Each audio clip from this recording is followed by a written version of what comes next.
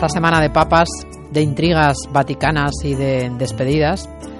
No se lo van a creer, pero hasta nuestros minutos de la ciencia se van a vestir la sotana blanca durante un ratito, porque Alberto Aparici, rebuscando en los libros de historia, se ha encontrado con un papa al que llaman el Papa Científico y hoy nos quiere contar su historia. Alberto, hola, buenas tardes. Hola, muy buenas tardes o noches. ¿Quién fue lo que sea, mejor? ¿Quién fue este Papa Científico y cuándo vivió? Cuéntanos. Bueno, pues mira, su nombre de reinado, el nombre oficial, este nombre que toman cuando son papas, fue Silvestre II, pero su nombre de pila era Gerbert de Aurillac y fue un francés del siglo X, el primer francés que fue papa y uno de los poquísimos papas no italianos de la Alta Edad Media, que fue un momento bastante convulso y en el que los romanos tendían a elegir a gente de su propia ciudad, ¿no? También fue el papa del cambio del milenio. Le ordenaron en abril del año 999 y su pontificado duró hasta el año 1003. Claro, fueron 4 años, esa época no era como la de ahora, no era de pontificados de 20 años. De hecho, en el siglo X, alguien que aguantaba unos años en el trono pontificio y que no moría asesinado, ya había hecho bastante, la verdad. Fíjate tú lo que ha cambiado todo, ¿eh? Pues sí. Bueno, lo primero que hay que decir sobre Silvestre II, sobre Gerbert de Aurillac, es que, aunque se le llame a veces el Papa Científico, no fue un científico en el sentido en el que lo entendemos hoy en día, ¿no? Fue más bien un estudioso o un hombre con una formación en matemáticas y en ciencias naturales muy, muy por encima de la media de su época. Pero hizo poco trabajo creativo, hizo pocas cosas nuevas, ¿no? Se dedicó sobre todo a enseñar, se dedicó a escribir libros y a recuperar conocimientos científicos que habían caído en el olvido después de la caída del Imperio Romano y todo esto.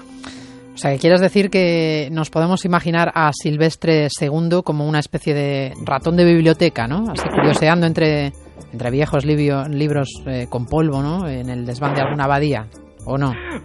Bueno, en realidad yo diría que no. Nos lo debemos imaginar más como una especie de educador, un inventor y además sobre todo un tipo muy aficionado a la lectura, ¿no? Por desgracia, en sus tiempos, nadie en la Europa occidental estudiaba ciencia, ¿no? Se discutía de teología, y eso cuando se discutía de algo, y hay unos pocos que usaban unas matemáticas y una astronomía muy, muy rudimentarias, que hoy nos sonarían de niños pequeños, para calcular cada año la fecha de la Pascua, que ya sabes que depende de la luna llena y de todas estas cosas. Uh-huh. Para que veas, estamos en el año 1000 y todavía la gente usaba los viejos números romanos, que la verdad es que son bastante incómodos. Pues pero sí, es que además, por lo menos ahora. Sí, desde luego. Pero es que además todo el mundo, hasta los que sabían escribir, hacían los cálculos de cabeza. Ni siquiera recordaban el viejo ábaco, que los romanos sí que habían conocido, ¿no?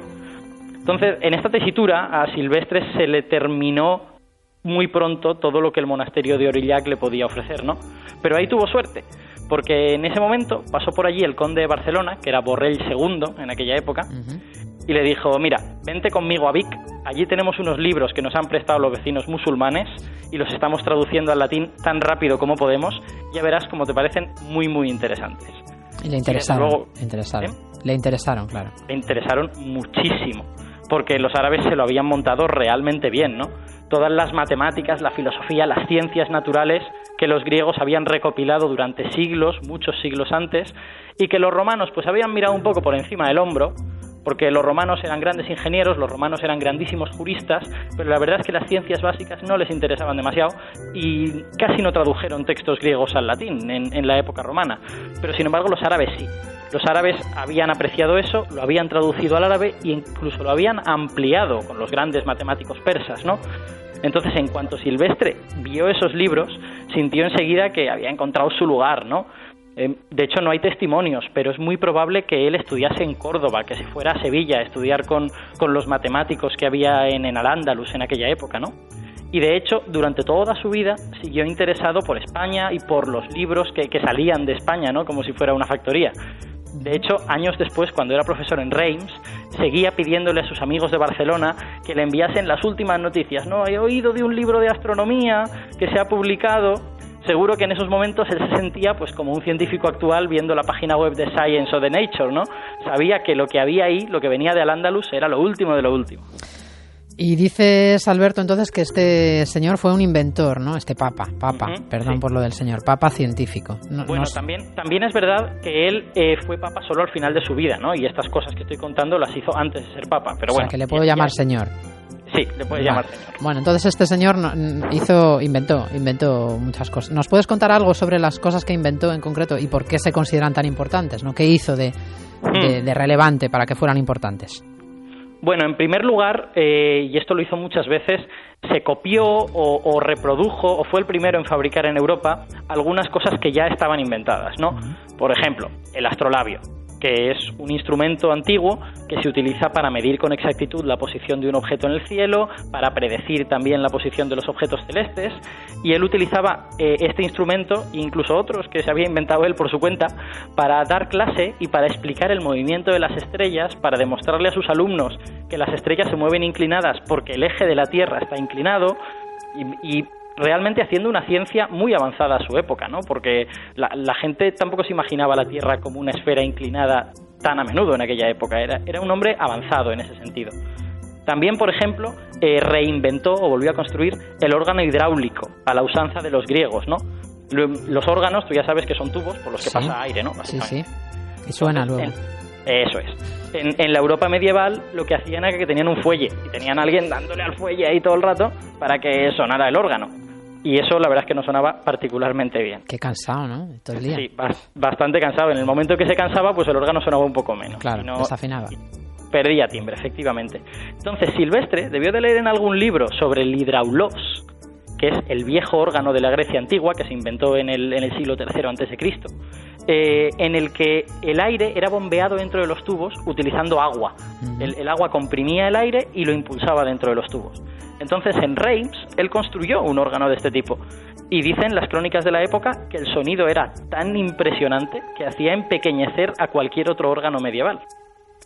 Pero bueno, sobre todo y ante todo, yo creo que el gran invento de Silvestre II es el ábaco. Porque el ábaco de Silvestre es un invento espectacular. Espectacular. Bueno, pero has dicho antes, Alberto, que el ábaco ya lo conocían los romanos, ¿no? O sea que en realidad fue otra reinvención. No se puede llamar invención, sino reinvención. Bueno, vale, sí. Probablemente Silvestre había leído sobre el ábaco romano. Pero es que esta vez él lo mejoró. Esta vez él hizo una versión diferente y yo creo que muy mejorada. Porque otra cosa sobre la que había leído era sobre los números árabes. Y claro, en cuanto conoció esta cosa de los números árabes, que había dígitos, que todo estaba ordenado, debió decir, madre mía, todos los números romanos es un galimatías, esto no lo entiende nadie, deberíamos usar esta otra cosa, ¿no? Mucho más facilita, ¿no? Desde luego. Y dicho y hecho, lo que hizo fue inventarse un ábaco, pero adaptarlo a la numeración árabe. En realidad el ábaco de Silvestre se parecía muy poco a un ábaco, no eran tiras en las que tú ibas moviendo cuentas de un lado a otro, sino que se parecía más bien a una pizarra.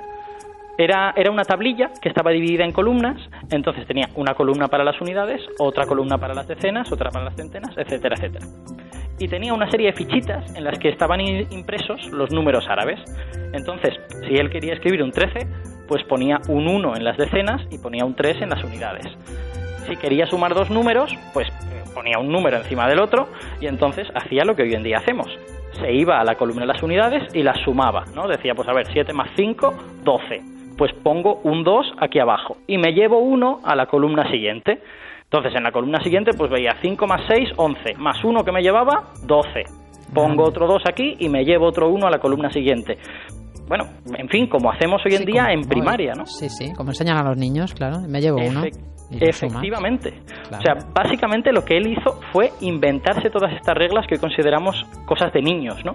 Es muy básico, parece poca cosa, pero en un mundo en el que la gente todavía usaba números romanos, calculaba de cabeza, muchos no sabían escribir, pues esto le convirtió posiblemente en el mayor matemático de la Europa occidental en su época, ¿no? Sí, lo que pasa es que ahora ya no calculamos de cabeza, ¿que no? No, la verdad es que ahora estamos perdiendo hasta la capacidad de calcular en un papel, creo yo, ¿no? Sí. Porque con tanta calculadora yo hace 1.000.000 de años que no hago una multiplicación de 2 dígitos. Pues te dejamos si quieres este fin de semana y nos lo cuentas el viernes que viene.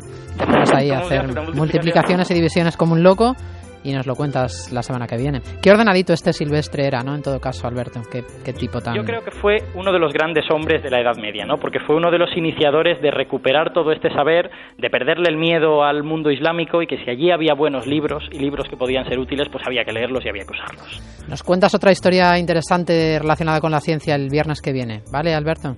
Sin ninguna duda. Bueno, pues te esperamos aquí. Un abrazo. Cuídate, un abrazo. Chao, chao.